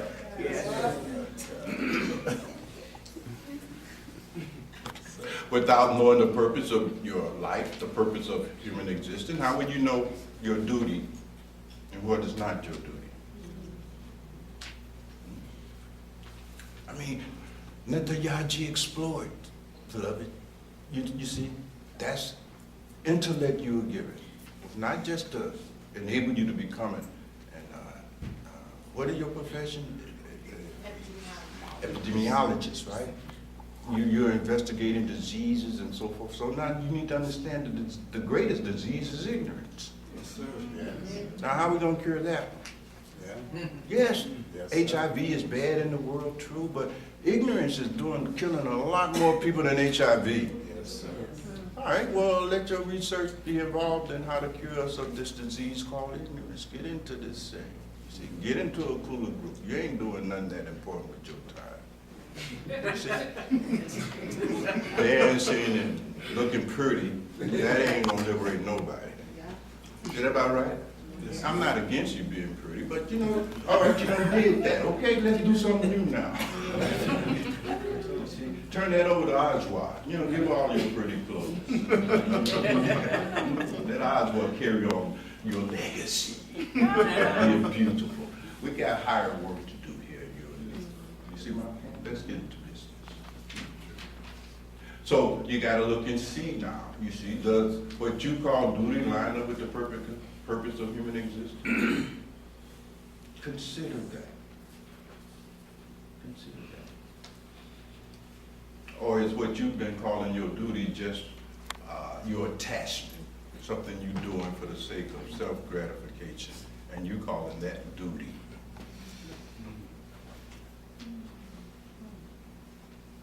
You have to understand the distinctions. You see, your ego has conned you into thinking that your attachment is your duty. You've been conned. Are you with me? Yes. Because of this misidentification with the body-mind and that generates the sense of being this separate ego self, you have become convinced then that your duty is to eat, drink, and be merry. You're an Epicurean, you see. That about right? You call that your duty, not your meditation. You don't see your meditation as your duty. Oh no. That ain't your duty. You don't feel, if you miss meditation, that shit don't even bother you. At all. You go right along the day as if nothing has happened. In fact, at the end of that day, you say, I had a pretty good day. But you did no meditation, you did no saving, you did no studying, you did nothing that is lined up with the purpose of your existence. And you call all these attachments, those my duty. That's your attachment. Attachment is just that you do strictly because it gives you some satisfaction at the level of the senses, the body and mind. That's all you're doing. from the point of the mystic, you're not doing anything like you do. You see, your life is not governed by Dhamma. You see, in Sanskrit, Dhamma has many layers of meaning. The most ancient and basic meaning of the word Dhamma is duty. Duty. You see, you are to live a life based on Dhamma, duty. But that duty that the mystics are talking about is that duty that is aligned with the fulfillment of the purpose of human existence. You see, if what you're doing is not contributing to your moving toward self and God realization, then that's not your duty. Your duty consists only of those activities and things that contribute to that goal being reached. If it don't, that ain't your duty, it's your attachment. And don't get it twisted. But as long as you don't understand the distinction, you're gonna go on involved in your attachment thinking it's duty. You see, you attach to your job more than you are doing it as duty. Your attachment's where you go to get your hit, your recognition. You get your addiction to approval, praise, gratified. And he said, oh, I work 3 jobs because it's my duty. No, man, that ain't your duty. It's your attachment. You've been caught. You're the duty. I think I said enough. I want to get out of this place in one piece. Who will have the last word? Leo Sa, yes, brother. I almost lost the thought of my question, but I want to go back to the prior question. And I was trying to connect the dots here. At least they've given Shakespeare the credit of saying that there is no such thing as right or wrong, but the mind makes it so. Correct. So I was trying to tie that to some of the conversations that we had today about ego and mind, and how all that, back to our question about how that fits in and ties in all together. Yeah, well, what Shakespeare said is the formula that accounts for all of your values. What you value has no value inherently. It's what you give it. You see, you said that this thing is valued as if you're making some kind of absolute pronouncement about its true nature. It's not. You're projecting it on it. Are you with me? So the same thing you do with good and bad, you do with what is important, not important, what is valuable, what is not valuable. All of that is your thinking. And what is worse, Leo Saab, you actually believe that the thinker doing the thinking is you. So you're not prepared to even question it at all. You see? So when the saints come and say, look, first order of business, you got to submit, surrender, all right? Get into right relationship. Guru say, disciple do. Set aside your thinking. I'm your mind now. You follow what I'm saying? The guru becomes your mind, not your mind. If the guru says, dye your prayer cloth in wine, says Kabir, then you dye in wine. You see, sacrilege. If the guru tell you to hang your clothes out at midnight for them to dry, you hang them out, even though there's no sun out there. The ideal is that you have to replace your whole brain, mind thinking with a higher source. That's discipleship. That's what it means to be Guru Mukha. See, not that. She's heading in that direction. But the point is, that's the task for every disciple, is to become a Guru Mukha. Understanding that you're not following and falling for this trick of the ego no more. You've seen through it, right? And so now you have a central thought now to organize your thinking around something other than your ego self. See, all your thinking revolves around your identification with the body-mind as being who and what you are. All your thinking revolves around that, you see. That central thought must be replaced. Now all your thinking has to be revolved around what would the gurus want me to do? What would the guru want me to do? Or what would God have me do? What would God have me do? And no longer doing what your mind is telling you, because your mind is never going to tell you the truth. Are you following me? You have to understand this here. You actually think your mind is your best friend. Your mind is not your best friend in the present relationship you have with it. Your mind is your worst enemy. And you are following it blindly under the illusion that that's your best friend. You're thinking what I think, what I think, what I think. I think this, I think that. That's the worst mistake you can make on the path, is to follow what I think. Because then you follow nothing but ego. And when you think you are the thinker, then there's almost no hope for you. You will simply always be an apostle of rebellion. You see? Are you with me? You will not make use of your advantage by even having a guru, because you're not going to follow the guru on nothing that is inconsistent with what you think, which really means what my ego thinks. The master said meditate. Now I got to go check with my ego. You know the master. I should meditate.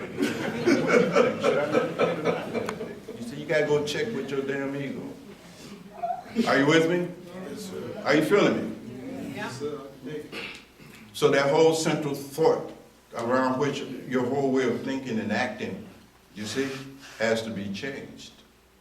You see? And you must follow the guru. Or whoever you accept as guru. Otherwise, there's no point in having a guru. What point is having a guru if you're not going to follow the guru? Come on. Who we kidding? It's pointless. You see, if you have a guru, you're not going to follow the guru. You're just playing religion. You're playing a game with yourself. That's more ego stuff. You see, that's all going on. You see? That's just the ego arrogating to itself the status of being I'm a spiritual person, I got a guru. But you're not doing anything that your guru tells you to do. Nothing.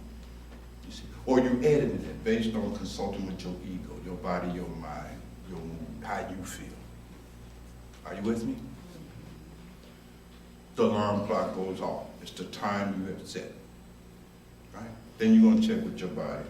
Well, what do you want to do? Do you want to get up out of this? Or you check with your mood. Hey, mood, do you feel like doing that? Or intellect. Well, what is the point in doing meditation? I can't concentrate. That's what you do. And then you claim you have a guru. You see my point? That you're not following no guru. At least not the guru. You follow in your mind. Your mind is your guru. You're a mamuk. You're a mamuk. You are a follower of the ego mind. And that will be your destiny too. Make no mistake about it. Right? It's beautiful when you understand how this thing works, you see. In Christianity, that's our prayer, isn't it? You know, our Father which art in heaven, hallowed be thy name, etc. Thy will be done. Thy will be done. Not your will, the ego will. But you calling your will is the ego will. You're a slave. You don't have no freedom. You're being ran entirely by your ego. Even when you say my ego, that's your ego talking. Yeah. It's way smarter than you. It said, oh, look at what your ego is doing. Look at your ego is really out of whack here. That's the ego doing that. It creates a false ego and make you look at that while it stands in the back and still runs the show. You understand what I'm saying? There's no safety route. Follow the guru. That's the only way you know. You see? And how would you know you found the guru? Because you will not like it. No matter how you define yourself. You won't like it. It will not feel good. It will not be gratifying. Are you with me? That's how you know you're following the guru. The guru is anti-ego. You see? So when the alarm clock goes at the 4 o'clock, you check with the body, you see, you're not gonna ever get their vote to do practice, right? But if you get up, it ain't gonna feel good, but you're gonna do what the guru say. You see? You ain't gonna, the body ain't gonna wanna, I don't wanna meditate, I don't feel like it, but you're gonna get up because I'm in control, not you, and I'm following it. Anything else other than that, beloved, it's just bullshit. You're just bullshitting yourself. And that's all you're doing. That's all you're doing. Just bullshitting yourself. And you will have the rewards of that. Because you will grow old. You will get sick. And you will enter into the dying process. And then you will know that what the mystics have said is true. Buddha, Mahavira, Kabir, Jesus, Muhammad, and 10,000 other enlightened sages, they're not lying. They're not lying to you. But your ego has convinced you that you are omniscient and you know every damn thing and you know what you're doing and you're going to pay a hell of a price for that. You're going to suffer a kind of suffering that you can't even imagine now. You're going to encounter pain that you did not even know existed. A regret that is bottomless. And that's the truth. That's the truth. So on this day, decide, says Jesus, whom will you follow? God or man? Let me help you put that over there.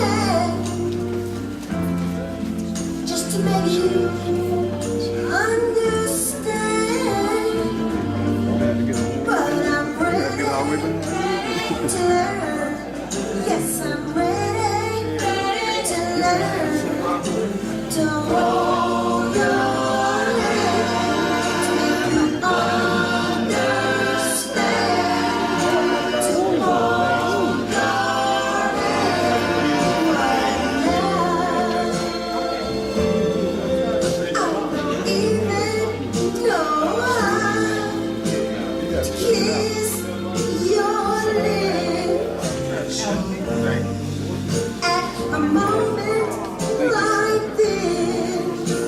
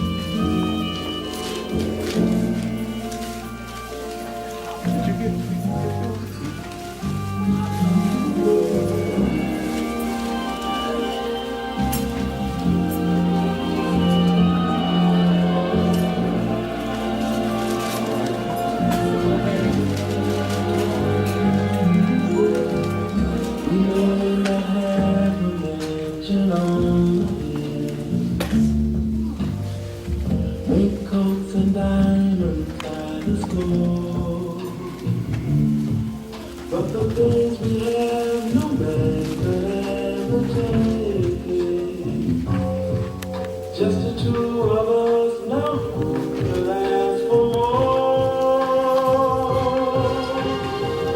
We may not have the stairs to wear. No one knows what tomorrow brings. But as long as I have you, there's no mistake that the world is ours to do most anything. Baby, just as long as we have love, two shoulders we can lean on if we fall. Baby, just as long as we have love, we'll have it all.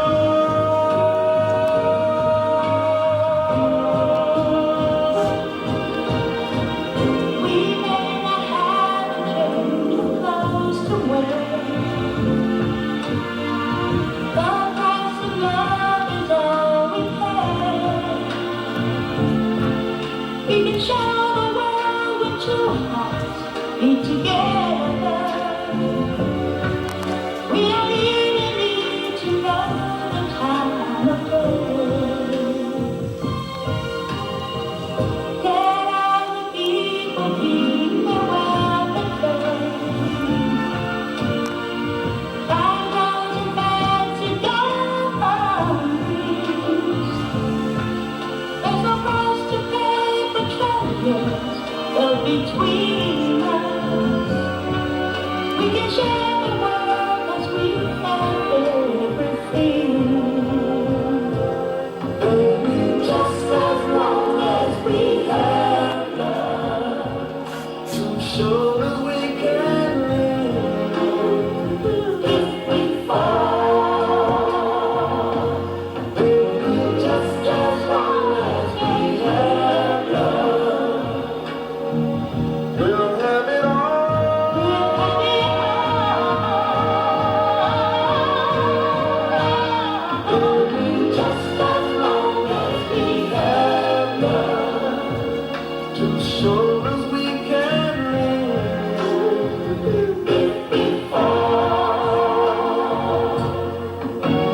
Just as long as we have love, two shoulders we can lean on if we fall. Baby, just as long as we have love, two shoulders we can lean if we fall. Just as long as we have love.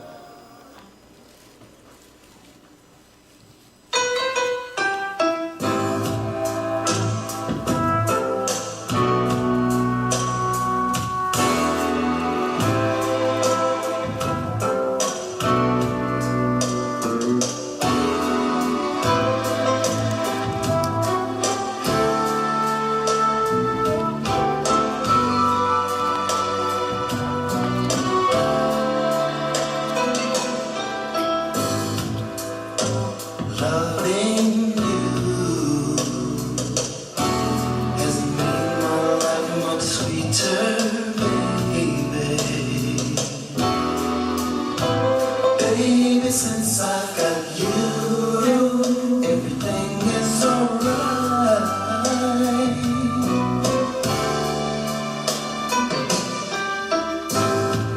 When I'm loving you, I feel so good inside. Ooh, baby. When I make love to you, I'm in paradise. I'm in paradise. Oh, you make me feel so good.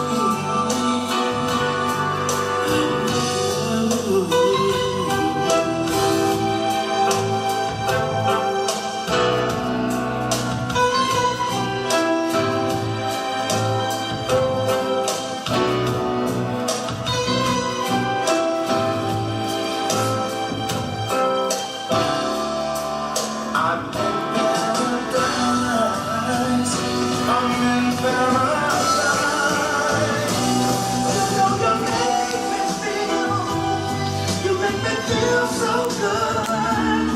From my head down to my toes. And sometimes I wanna shout, I wanna say,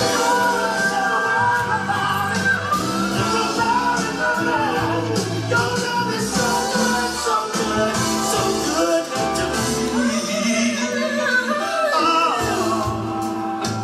loving you has made my life much sweeter, baby. Baby, since I've got you, everything is alright. Everything's alright. You're my baby, yeah, it's alright. Feels alright. My little baby, love me. It's alright. Feels alright.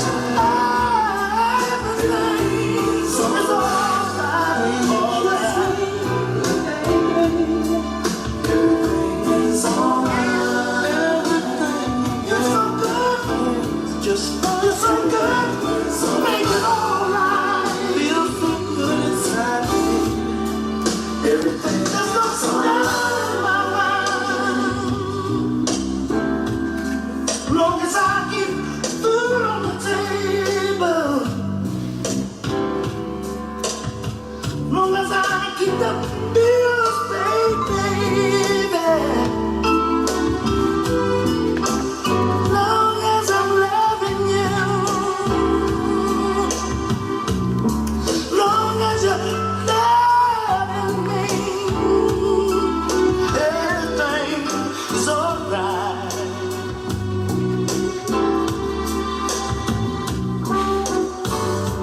Long as I'm this way, taking care of you, in paradise.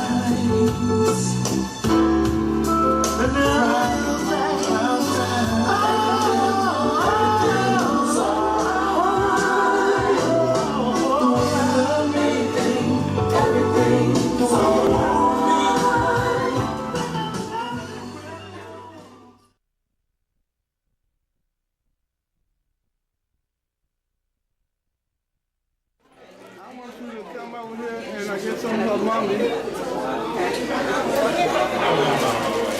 Mary. You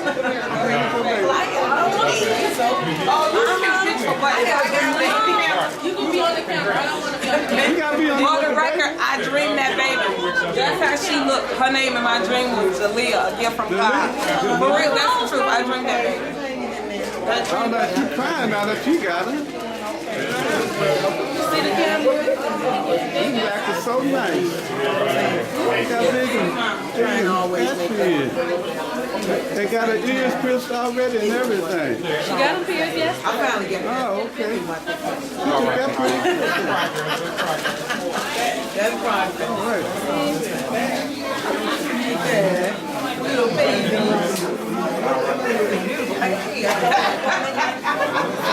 Say her name on camera. Jamaya.